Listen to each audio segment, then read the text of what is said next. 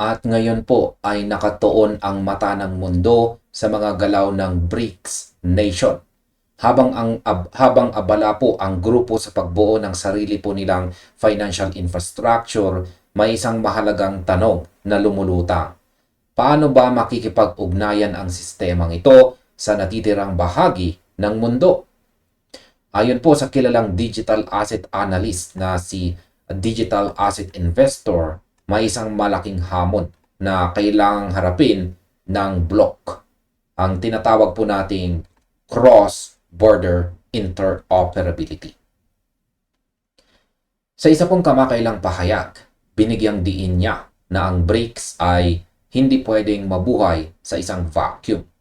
Kahit gumawa sila ng sarili nilang network na kahilintulan ng SWIFT, kailangan pa rin nilang makipag-trade sa mga bansa sa labas ng kanilang block.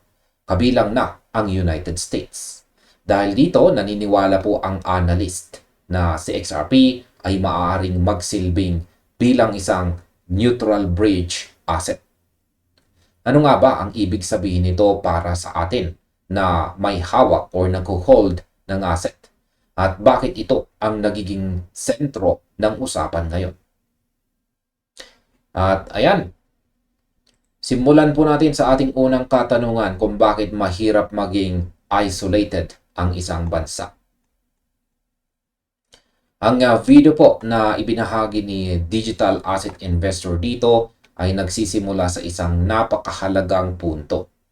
Ang mga initiative ng BRICS ay hindi lamang simpleng pagbabawas ng dependensya sa Western payment networks. Ito po ay tungkol sa pagbuo ng isang ganap na bagong sistema. Pero kailangan natin na maging praktikal. Sa mundo ng finance, hindi po uubra ang isolation. Sa aking opinyon, napakalinaw ng lohika rito.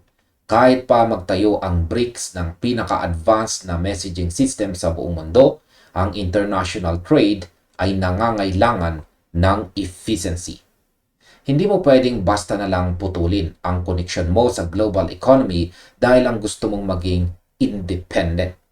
Ang kailangan ng mga bansang ito ay hindi paglayo, kundi isang link na hindi kontrolado ng sinumang gobyerno. Kaya para sa akin, ang paggamit po ng national currencies ay magandang ideya para sa stability. Pero kulang ito sa liquidity kapag global scale na ang pag-uusapan. Dito papasok ang konsepto ng bridge currency, isang asset na tatanggapin ng lahat ng walang kinikilingan. Ngayon, ano nga bang binabalak ng BRICS sa kanilang sistema? Sa ulat, nabanggit ang mga planong pagbuo ng isang payment settlement infrastructure, isang grain exchange, at pati na rin ang isang investment platform at saka reassurance entity. Sa nakalipas na mga dekada, ang mga Western institutions ang may hawak ng lahat ng ito. Sila ang nagtatakda ng mga patakaran. Sila ang humahawak ng clearing at sila ang nagpapatakbo ng mga settlements. Pero ngayon, nakikita natin ang unti-unting paglipat ng kapangyarihan. Ang BRICS ay bumubuo ng mga alternatibong operasyon na independent sa traditional na mga institutions. Ito naman ang aking opinion dyan. Ang pagbuo po ng reassurance at saka grain exchange ay isang napakalaking hakbang. Ibig sabihin nito, seryoso po sila sa paggawa ng full stack financial ecosystem. Pero isipin po ninyo itong mga kakripto. Kung ikaw ay isang bansa sa labas ng BRICS at gusto mong bumili ng grain o kumuha ng insurance sa loob ng kanilang sistema, kailangan mo ng paraan para bayaran sila. Kung gagamit ka ng USD, nakadepende ka pa rin sa Western system. Kaya naman ang paggamit po ng national currencies ay nakikita nilang paraan para magkaroon ng long-term stability. Pero sa aking palagay, ang pag-manage po ng daang-daang iba't ibang national currencies sa isang sistema ay isang technical na nightmare. Kailangan nila ng isang common denominator. Ngayon, bakit XRP ang nakikita nilang neutral bridge? Pagkatapos pong pag-usapan ang mga planong ito, dito na pumasok ang punto ni digital asset investor. Ang evolving landscape na ito ay sigaw na kailangan ng isang neutral bridge asset. Bagamat hindi po siya nagbigay ng mahabang paliwanag sa clip, malinaw sa kanyang post na si XRP ang kanyang tinutukoy. Ang ideya po ay simple. Si XRP ay idinisenyo para maging isang neutral na intermediary. Wala itong pagmamay-ari na gobyerno. Hindi ito hawak ng isang central bank at mabilis itong makapag-settle ng value sa pagitan ng kahit anong dalawang pera. Sa aking opinyon, masasabi kong ito po ang holy grail ng paggamit kay XRP. Ang interoperability ay hindi lang basta pagpapadala ng mensahe. Ito ay pagpapadala ng halaga o value. Kung ang BRICS ay gagamit ng sarili po nilang ledger, kailangan nila ng isang asset na liquid sa buong mundo. Si XRP ay may kakayahang mag-settle ng transactions sa loob ng ilang segundo. Kung ihahambing mo ito sa traditional systems na inaabot ng ilang araw dahil sa mga correspondent banks, wala itong laban. Ang pagiging neutral ng XRP ang pinakamalakas po nitong selling point. Walang gustong gumamit ng pera ng ibang bansa para mag-settle ng trade kung maaari ka namang gumamit ng asset na neutral sa lahat. At ngayon, ano naman ang mangyayari kung hindi po magkakaroon ng bridge? Kung hindi magkakaroon ng bridge asset, ang BRICS, ay ano kaya ang posibleng kahinatnan nito? Marami ang nagsasabi na babalik lang tayo sa sistema ng tinatawag na barter o kaya ang sobrang daming bilateral agreements. Ang problema rito ay ang pagiging komplikado o complexity. Ang bawat bansa ay kailangang makipagnegosasyon sa isa't isa para sa bawat uri ng transaction. Sa aking opinyon, ang paggawa ng libo-libong bilateral agreements ay hindi sustainable. Magastos ito, matagal, at puno ng risk. Halimbawa, kung ang Brazil ay gustong makipag-trade sa China, kailangan nila ng isang agreement. Kung ang Russia naman sa India, isa na namang agreement. Ang pag-manage ng ganitong karaming relasyon ay nakakaubos ng resources. Ang XRP bridge ay nag-aalis po ng pangangailangan para sa ganitong karaming koneksyon. Sa isang XRP-based system, ang kailangan mo lang ay ang iyong local currency at ang XRP. I-convert mo ang local currency mo sa XRP. Ipadala mo sa kabilang panig at i-convert nila ito sa kanilang local currency. Tapos, ito ang tunay na definition ng efficiency sa modernong mundo. Ngayon, pwede bang palitan ng XRP ang global financial relationships?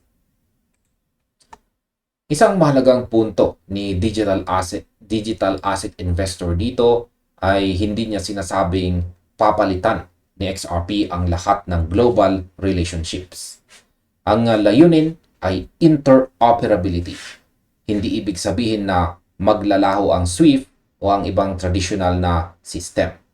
Ang sinasabi natin ay kailangan ng isang glue na magdudugtong sa mga magkakahiwalay na financial islands.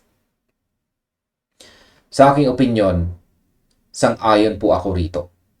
Ang pag-isip na papalitan ng isang asset ang lahat ng traditional na system ay masyadong radikal. Ang mas tamang pag-iisip ay ang coexistence. Magkakaroon po ng mga independent systems pero kailangan nila ng isang paraan para mag-usap. Isipin ninyo ito na parang internet. Bago nagkaroon ng internet, meron pong iba't ibang computer networks na hindi po nag-uusap. nang dumating po ang TCP/IP, nag-usap silang lahat. Para sa akin, ang XRP, ang TCP ng financial world. Hindi nito kailangan maging isang pera para sa lahat. Kailangan lang nito na maging ang tulay na ginagamit ng lahat para mag-settle ng kanilang mga transactions. Ngayon, paano naman ito makakaapekto sa mga ordinaryong mamamayan? Maaaring itanong po ng iba, paano naman ang epekto nito sa atin? Sa ngayon, ang cross-border transactions ay mahal at saka matagal. Kapag ang isang OFW ay nagpapadala ng pera, may middleman na kumakaltas. Kapag ang mga malalaking kumpanya ay nagpapadala ng bayad sa ibang bansa, matagal ang clearing time. Kaya sa aking opinion, ang paggamit po kay XRP bilang bridge asset ay magpapababa ng transaction cost. Kapag mas mababa ang gastos sa pagpapadala ng pera, mas maraming natitira sa mga kumpanya at sa mga ordinaryong tao. Ito po ang financial inclusion na matagal na nating hinihintay. Hindi lang ito tungkol sa BRICS o sa malalaking institutions. Tungkol ito sa pagpapadali ng buhay ng lahat na gumagamit ng financial system. Kung magtatagumpay po ang BRICS na gumamit ng isang bridge asset, mapipilitan ang mga traditional na institution na pagandahin din ang kanilang serbisyo dahil mawawalan sila ng customer kung hindi sila magiging competitive. Ngayon ay gaano naman katagal bago ito mangyari? Alam nating lahat na ang pagbabago sa global finance ay hindi nangyayari sa isang gabi. Ang BRICS ay nasa yugto pa lamang ng pagbuo ng kanilang mga infrastructure. Ang mga plano para sa green exchange at investment platform ay mga project na tatagal ng maraming taon bago maging fully operational. Sa totoo lang, ang transition period na ito ang pinakamahalaga. Sa mga darating na taon, makikita natin ang unti-unting paglipat ng mga transaction sa mga bagong sistema. Hindi natin makikita si XRP na biglang gagamitin ng buong mundo sa susunod na buwan. Ito ay isang proseso. Para sa akin, ang nakikita nating interes mula sa mga analyst at influencers ay isang sinyalis na ang narrative ay lumilipat na sa practical na gamit.